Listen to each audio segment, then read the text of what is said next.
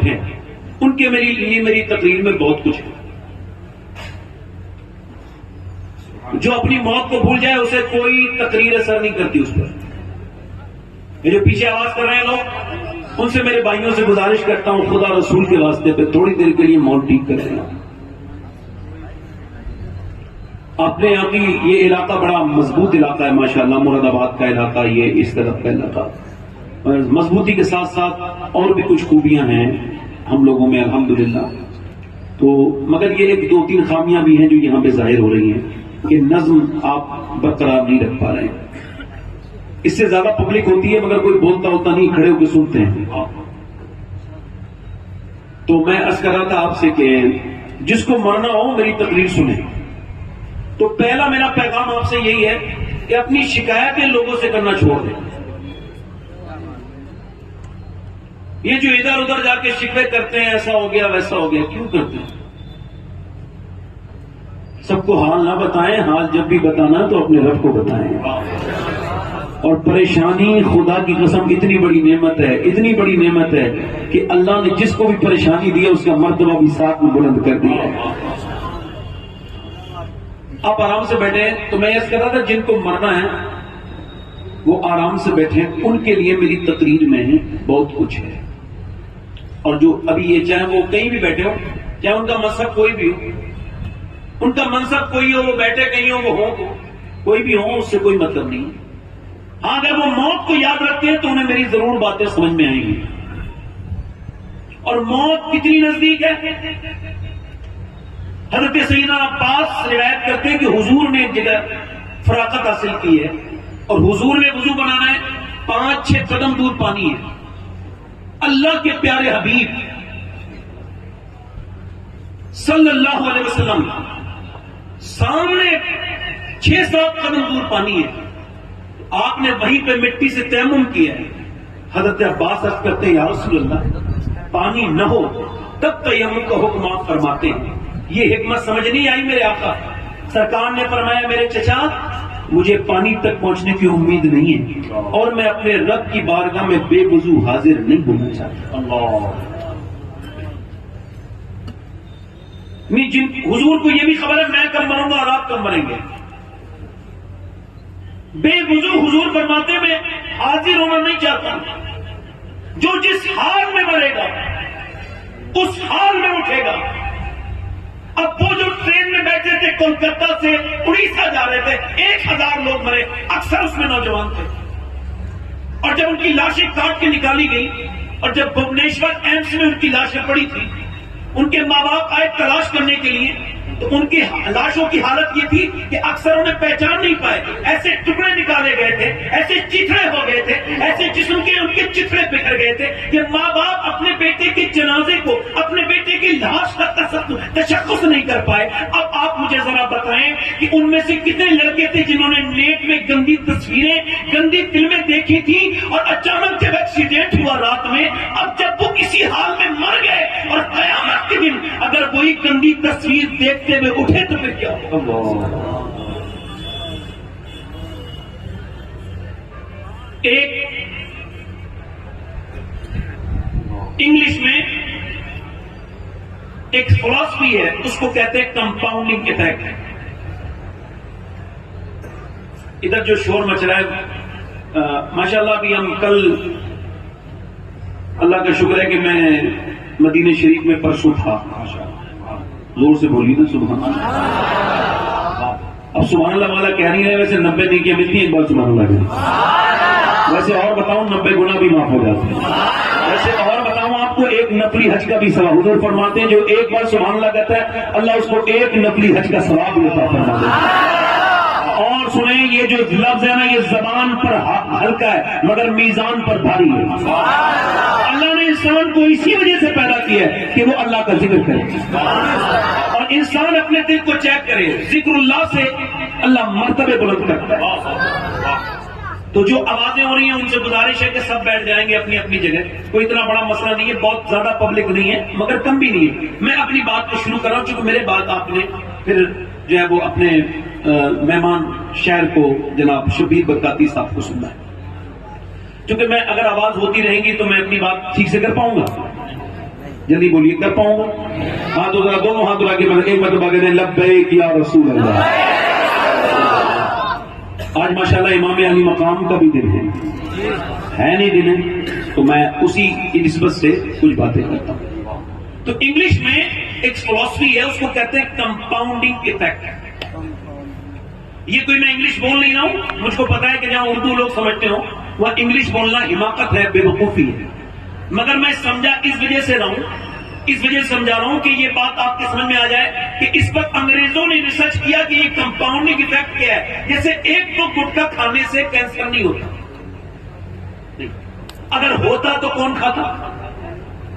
15-20 سال گٹکے کھا کے دیوانی گندی کرنی ہوتی ہے، اپنے پیسے خراب کر کے، اپنا منہ خراب کر کے ایک 20 mg کی آپ گولی کھاتے ہیں، آپ کے سر کا درد ختم ہو جاتا ہے 200 mg کی گولی میں، اور آپ دن بھر اتنا گٹکا کھا رہے ہیں، کیا اس کا کوئی اثر نہیں ہے؟ نہیں اثر ہوتا ہے، ایک دو گٹکا کھانے سے نہیں ہوتا، 20-25 سال لگاتار جب کھاتے ہیں تب منہ سڑتا ہے، اور ڈاکٹر کہتا ہے کہ آپ کو کینسر ہو چکا ہے، منہ میں کیڑے پڑ گئے، اور ڈاکٹر صاحب میں گٹکا چھوڑ دوں گا، اور کہتے ہیں اب دنیا چھوڑنے کا وقت ہے، یہ گٹکا چھوڑنے کا وقت نہیں۔ ایک دو سگریٹ پینے سے اگر کسی کو اٹیک آتا تو کون پیتا بھائی؟ ایک دو ڈرنک کرنے سے انسان کے ایک دم لنگس خراب نہیں ہوتے، لمبی ڈرنک کی کرنی پڑتی ہے، ایسے ہی ایک دم کچھ نہیں ہوتا۔ کوئی اگر یہ کہے کہ کوئی ایک دم مجاہد ملت بن گیا، پیچھے بھائی کرسیاں بچھا دیں آرام سے، ذرا جلدی سے آپ بچھا دیں، بڑی دشواری ہو رہی ہے، اور آپ درود شریف پڑھ لیں، آپ ذرا درود شریف پڑھ لیجیے، آپ درود شریف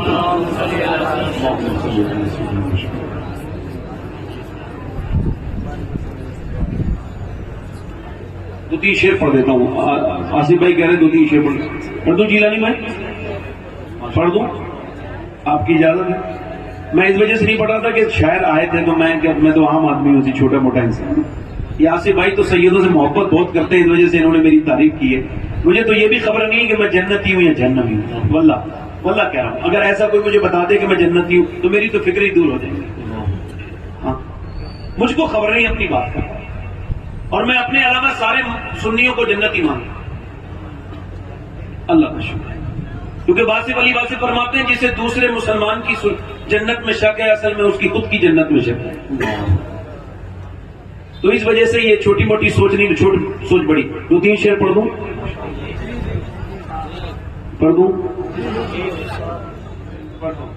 وہ نعت نہیں پڑھتا ہوں جو آپ پڑھتے ہیں، دوسری پڑھ لیتا ہوں۔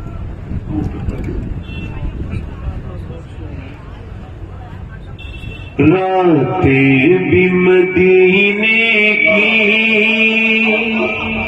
باتیں بھی مدینے کی، یہ الحمدللہ پرسوں میں نے مدینے میں پڑھی تھی اور آج جنگل پور میں پڑھ رہا ہوں، روز سے بھلے سبحان اللہ۔ راتیں بھی مدینے کی، باتیں بھی مدینے کی، جینے میں یہ جینا ہے، کیا بات ہے جینے کی، جینے میں یہ جینا ہے، کیا بات ہے جینے کی، عرصہ ہوا طیبہ کی گلیوں سے وہ گزرے ہیں، عرصہ ہوا طیبہ کی گلیوں سے وہ گزرے ہیں، اس وقت بھی گلیوں میں خوشبو ہے پسینے۔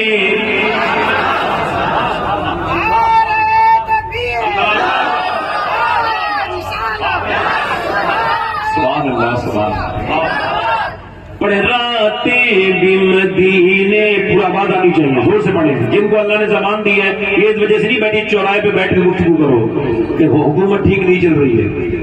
ایک صاحب مجھ سے کہہ رہے تھے ملک کے حالات بڑے خراب ہیں، میں نے کہا آپ نے خراب کیے ہیں؟ بولے نہیں۔ آپ ٹھیک کر سکتے ہیں؟ بولے نہیں۔ میں نے کہا جو کر سکتے وہ کرو نا۔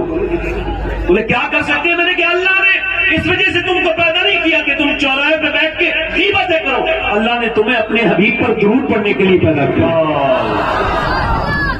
زور سے تو بولے ذرا سبحان اللہ۔ راتیں بھی مدینے کی